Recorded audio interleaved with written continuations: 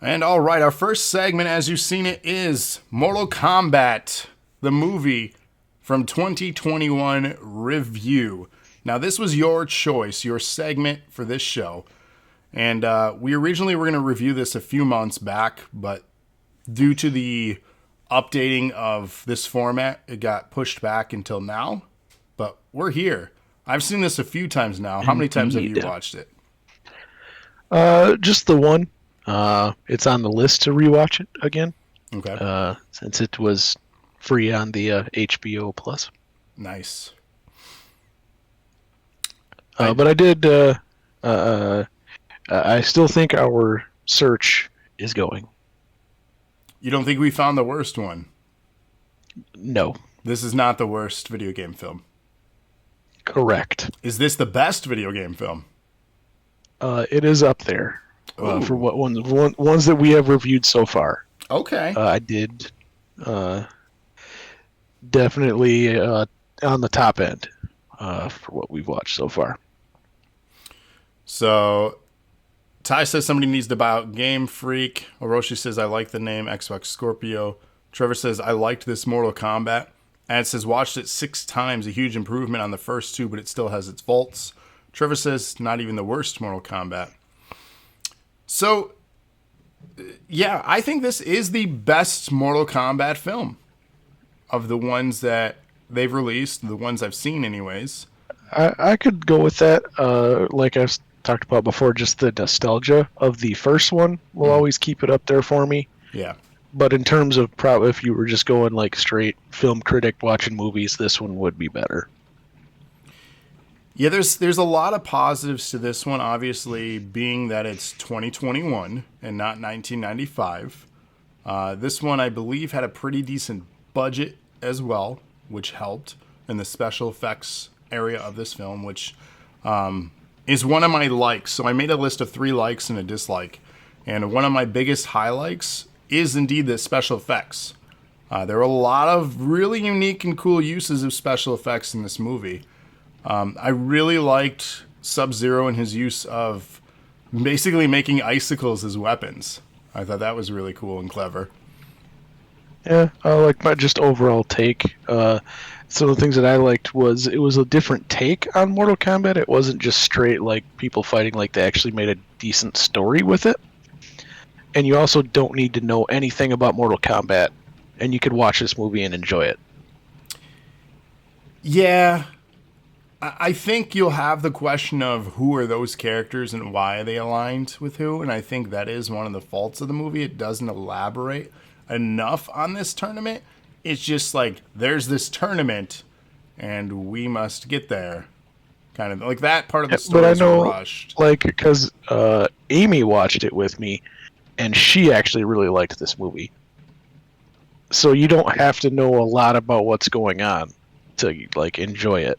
Right. Orochi says, other than the random main character. So correct me if I'm wrong. I'm not up to date on all the Mortal Kombat games, but the main character of the film, he was created for this movie, right? He's not of any of the. As far as I know, it was a new character. Ad says Cole. So Cole's the new character. Ad's in chat here says Cole dampened the movie for me, but wasn't terrible. And Kano is the greatest character. So you mentioned that, chat. Kano is the greatest character. I want to mention that also as one of my 3 likes. Kano. Despicable human. Kano. Offensive, repulsive. Just a downright. He played Kano like perfect for how he is from the games, though. Right. Like I mean, they were. Ooh, we got a sneezer. You just sneezed all over chat. Yikes! My bad. Yikes! But no, they nailed the portrayal of Kano and how despicable he, should be. The actor was great in the role. I think they cast that one spot on. I felt really, really good about his casting. So I love his casting. It was great. What my one minus I had for the movie was watching it. You knew he was going to betray them from the moment they introduced him as a character.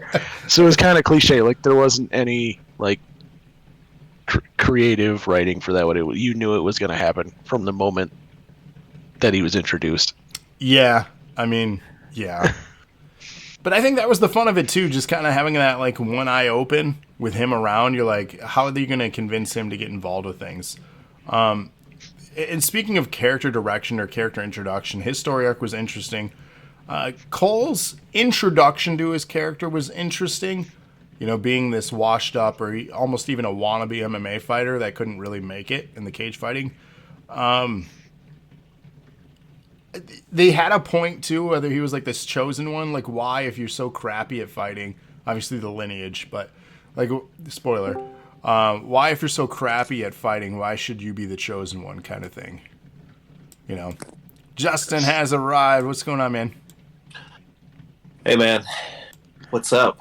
What is up? We're just talking Mortal Kombat 2021, giving our feedback on that. Did you get a chance to watch it? Yeah, so I watched it when it first came out, and watched it recently here in the last couple of days. Okay. So, yeah, I mean, it was good. I wouldn't say it was great, but I mean, I guess my favorite thing was the Shang Tsung. Is the one with the hat, right? No, is it? Kung Lao. Kung Lao has Kung a hat, Lao. Yeah, the Kung Lao fatality.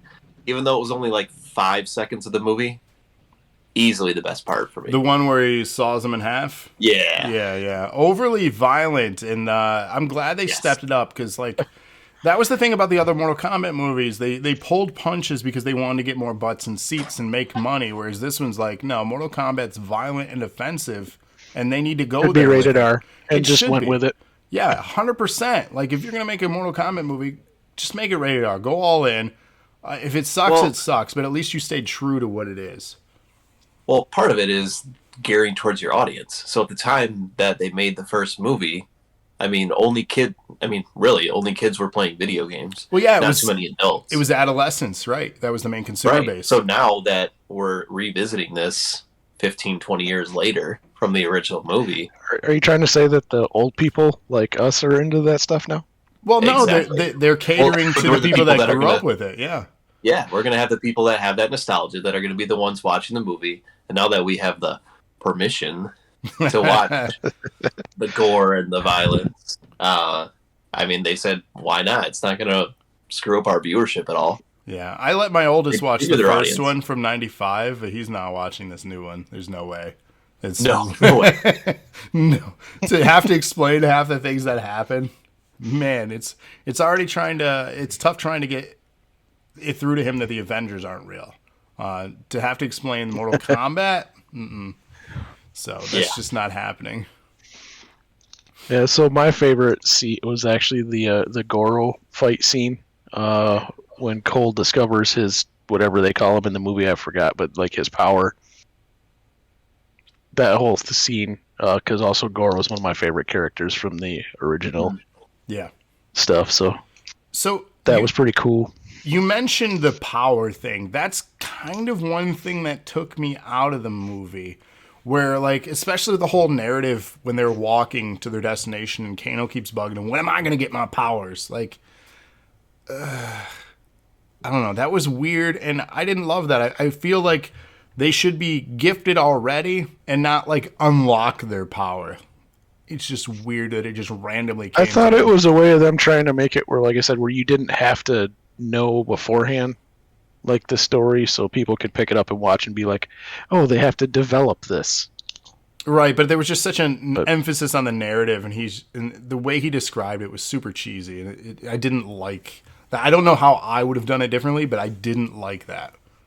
So along those lines, I would say for the established characters, I would say have their powers already kind of built in. They're already established in the canon, you know. But with this new one, obviously they're going experimental with this movie and creating a whole new character. I think it's totally fine for him to say, like, learn or come into his power, because at the time he didn't know. But yeah, if it's already established, then it feels like a reach. Especially with someone like Kano, who should already be established as this horrible, awful person, to have him all of a sudden get this gift and be even more horrible and awful, but then not do anything more with it. Like he laser eye.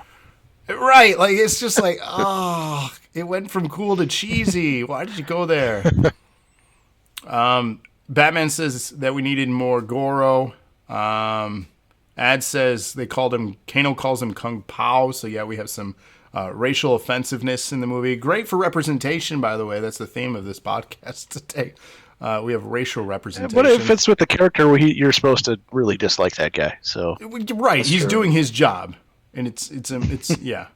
Ty says the Avengers aren't real. No, they're not. If Kano already has power, he wouldn't have been captured. I mean, he didn't need to be captured. Then you could have changed the narrative, right? There are other ways to do it. They did it in the other movie. They lured him. You know, he was trying to hunt down. I'm drawing a blank. Sonya. And yeah, so like that's how they got him involved on the last one. He followed them into the ship and stuff. You know, onto the island. So I did. And I gotta call out the opening fight scene with the like ancient Sub-Zero versus Scorpion. Mm-hmm. That was a cool way to start the movie. Like it brought you in right away. Intro. So that right there alone, the tone, the look of the movie when it opened, I'm like, this is going to be incredible. This looks big budget. It's properly. How do I want to define this? They gave props to historical, you know, like the ancient civilizations of where this came from. I don't know how to describe it properly, but they captured that feeling and importance of these characters. And I had really hoped the whole movie would have been shot that way. There was a tonal shift in the movie after that, and I don't know what it was. It was as soon as they went to that cage fight in the introduction of Cole. There was just a tonal shift in the movie. And it only got brought back during the main story arc with Sub-Zero and Scorpion. I thought that was the better, well-done story arc where I wasn't as interested in a lot of the other characters. Like, Sonya was fine. Kano was the comic relief. Kung Lao was good. I wish they would have done more with him. The villains were awful. Like, it felt like a Power Rangers movie where they just appeared in smoke and kept vanishing and then appearing again, and it was just like, and the bad guys are here, time to fight. And it's like, and their meetings in the mountain, I'm like, this is weird. It's such a, like, they have it so grounded in the beginning, and then it goes supernatural almost with the villain arc. So I just don't know. And some of the villains, it was like bad cosplay for some of them. So, I don't know. But with all that, it was great at the same time. It was. And again, it is the best portrayal of Mortal Kombat that they've done thus far. But it's, I don't know. The villains were the most disappointing part of it to me. I just felt it wasn't executed properly. Besides the main story arc of Scorpion and Sub-Zero, that was executed perfectly. There was a backstory, there was character compassion, there was the lineage, there was the importance value. The rest felt kind of like filler. How do we make this a tournament almost, right? How do we make these people link up and fight? You know, how do we get the importance of Raiden and all these, you know, elements together? Like, it's a good movie, but there's things that they could have done better. Ad says we need a moment of silence for Natara, the most wasted character in the movie. Ty says, were the villains not villainous enough? No, I don't believe so. I don't think they were. There was never this huge threat other than when they seemed imposing when they apparated, you know, and that was really it for the exchanges for me. So, but Kano is one of my likes. The intro sequence, I can't emphasize enough how good that beginning of the movie was. And the special effects, again, before you showed up, I said some of the things they did with Sub-Zero, with the icicles as daggers. Like, yeah, that was cool. And the MMA cage all frozen, and just some of the set pieces there. That was cool. And then some of the set pieces that look like stages, the way they shot the wide angle, so the side perspective of some of the fights, especially with Jax. You know, some of that stuff was cool. Yeah. But So again, I'm pretty sure this is not the worst video game movie. No, this is by far not the worst video game movie. I No. wouldn't put it in the top or the low 5, if you will. This was well done. Is it my favorite video game movie? I don't think so, but it was fun. It was what Mortal Kombat needed to be. And I think with the sequel, they can improve upon what they've established. Yeah. So this Special is one effects. just, I was just say just not just for nostalgia's sake, but everybody needs to see it if you're into anything like this. Oh, 100%. Not like the old ones where it was just for nostalgia. You need to see it. Like this one's actually No, good. I think you should go see the one from 95 as well. You can skip Annihilation, but Yes. see the 95 As much one. as I still watch Annihilation and just for nostalgia, I like it. It's a bad movie though. You can skip it. It's not good. It's really bad. Orochi says they really need to decide which is the bad guy, Scorpion or Sub-Zero, because a lot of the Mortal Kombat keep switching around. You know, here's the thing. Like they definitely portrayed Sub-Zero as the villain in this one. There's no question about it. For what he did, awful. He murdered a family. Like that's the worst crime. So it's very definitive that Sub-Zero is the villain here. But yes, I've seen it where both are villains. I've seen it where one or the other is villains. I don't think I've ever seen it where they're both good.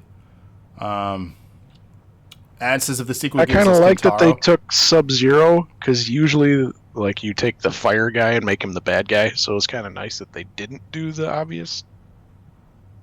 I still love the use of the hook, especially when they set it up in the beginning too. You're like, oh, okay, I know who you're gonna be. So, and then they get over here, like the classic stuff. They kept some of that stuff. They kept the Mortal Kombat like theme involved in it. Like there were a lot of nods to the source material from the original movie. So, like it gave this series love, but like you had said, Justin, kind of tried to reinvent stuff too and approach it in a new light. So, and again, I think they did a great job, but I'm hopeful for an improved upon sequel and a more menacing story arc from the expanded villain cast to make them more important.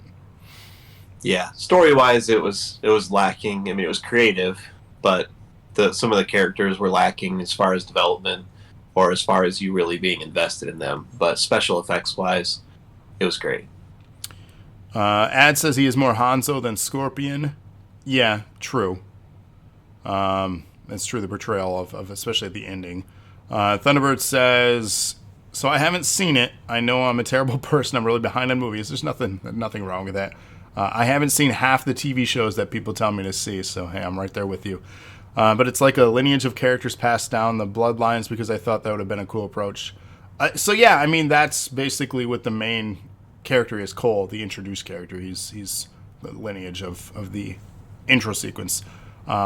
Do yourself a favor, Thunder. How vascular I am. Check this one out. If there's one thing women love, it's a vascular man. Jolly says Worth watching. vascular. Bang bang. Bang, bang. So I had a question to open up the show. I want to propose this question to you, Justin. On our last podcast, we talked about Microsoft Bang, bang. acquiring Activision Blizzard, right? Yep. I'm sure you've seen and heard and read Sony's acquirement as a clapback at that of Bungie Yep.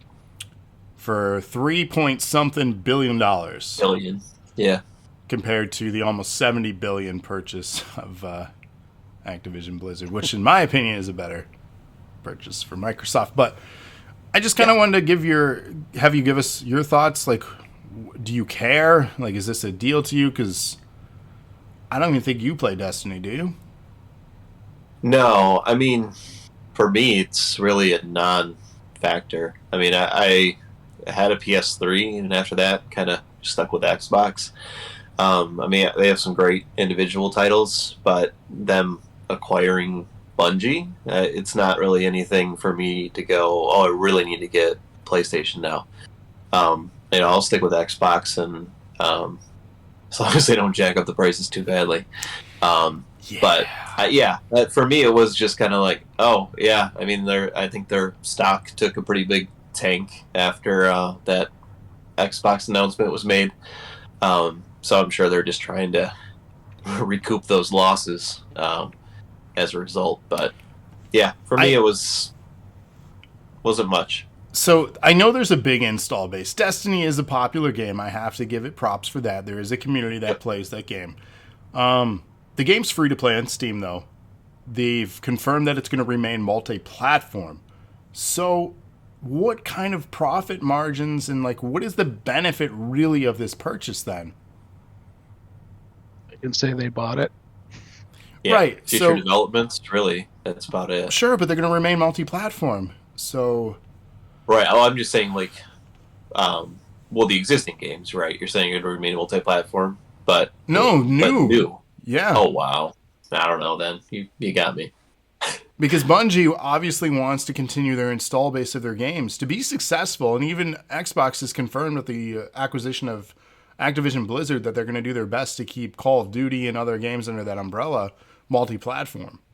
Which they know to maximize revenue, you want the bigger install base. Throw it on as many platforms as you can, but you're still going to get dividends from this, install base.